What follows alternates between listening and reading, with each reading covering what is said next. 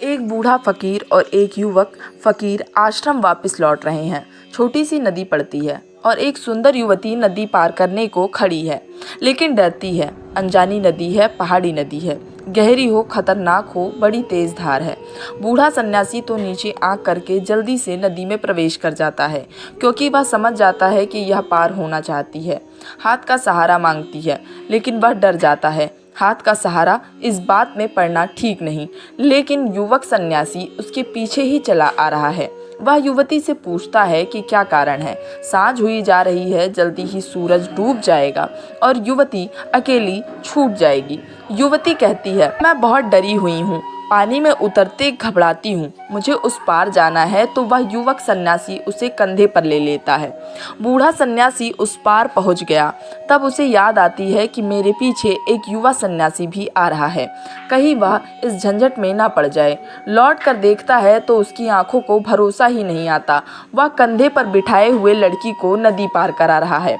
बूढ़ा तो आग से जल भुन गया। युवक सन्यासी ने युवती को दूसरे किनारे उतार दिया। फिर दोनों चुपचाप चलने लगे। 2 मील तक कोई बात नहीं हुई। 2 मील बाद बूढ़े को बर्दाश्त के बाहर हो गया। उसने कहा, यह ठीक नहीं हुआ और मुझे गुरु को जाकर कहना ही पड़ेगा, नियम का उल्लंघन हुआ है। तुमने उस सुंदर युवती को कंधे पर क्यों बिठाया? उस युवक ने जो कहा वह याद रखना। युवक ने कहा, आप बहुत थक गए होंगे, मैं तो युवती को नदी के तट पर ही उतार आया। आप अभी कंधे पर बिठाए हुए हैं, आप बहुत थक गए होंगे। बात आई और गई भी हो गई, अभी तक आप भूले नहीं। जिसको तुम महात्मा कहते हो वह आँख तो झुका लेगा, लेकिन आँख झुकने से कहीं वासनाएं समाप्त होती हैं। आँख फोड़ भी लो तो भी वासनाएं समाप्त नहीं होती।